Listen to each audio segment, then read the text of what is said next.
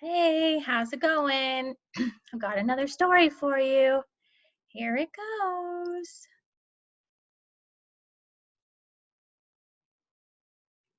Giraffe and bird together again. Look at this awesome map. Pay attention to what's on the map because it's going to be important later. When it comes to adventures, Giraffe would say, "No, thank you." He's perfectly happy right where he is. Gaze, graze, swat flies, repeat. Bird, on the other hand, would say, "Sign me up." He feels alive in new places. Glide, swoop, soar, explore. This shouldn't be a surprise. Giraffe eats the same thing every day and never gets tired of it. But Bird seems to have an endless appetite for new flavors. Mmm, crunch, crunch, slurp, munch, munch, munch. Playing hide and seek, it's not hard to find Giraffe.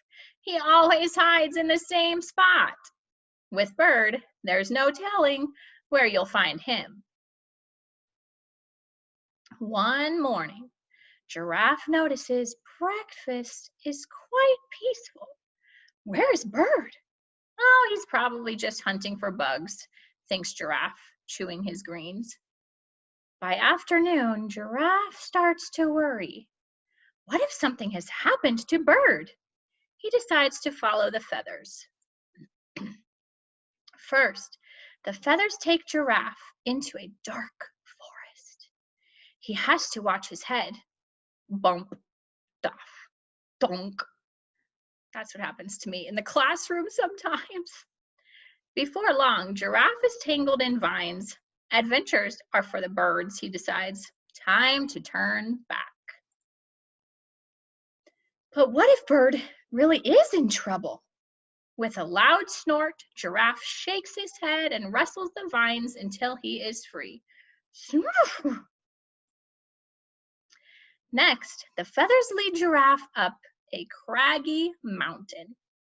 Step after step, Giraffe climbs. His hooves slip on the rocky slope until he tumbles backward. But this is no time to give up. What if Bird needs help? Giraffe is determined.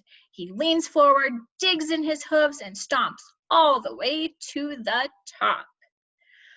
Pausing for breath, Giraffe looks out over the view. A shiny something gleams in the dusty plain below, and he spots a small and beaky someone next to it.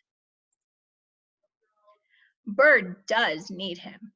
Quicker than he could swat a fly, Giraffe slides down the rocky slope on the other side of the peak. There, in a daze, under a metal sign, slumps Bird. Relieved to see his friend, Bird wraps his feathers around Giraffe. Bird is so happy he forgets to warn Giraffe of the yucky muck nearby. I wonder what it could be. Giraffe is so happy he doesn't notice the picture on the shiny sign. Suddenly, Giraffe and Bird have a sinking feeling. Quicksand! Bird hops to his feet and calls for help. Tweet-oo, tweet-oo, tweet-oo. Everyone knows not to struggle in quicksand, so they don't. Giraffe sinks deeper and deeper and starts to despair. This is why he doesn't like adventures. Bird is worried too. When will help arrive? He stays close to Giraffe and tries to distract him. So, how did you find me? Giraffe recounts his perilous journey through the dark forest and over the craggy mountains. As he tells his story, a strange thing happens. He begins to feel proud of himself. He stands taller and taller. Below the soft sand, he feels solid ground under his hooves. With all his might, Giraffe pushes through the yucky muck. Bird cheers him on. Woo! Finally, out of the quicksand, Giraffe flops, utterly exhausted. Bird can see his friend is pooped and ready to go home. But Bird is still full of pep, and he has an idea. More vines! Help arrives at last, and Bird puts them to work. Before long, it's time to go. Do you see how they're carrying the giraffe? That looks fun. After all of his fearless feats, Giraffe would still say that adventures are for the birds. And Bird would no doubt say, yep, he's right, but they make a deal.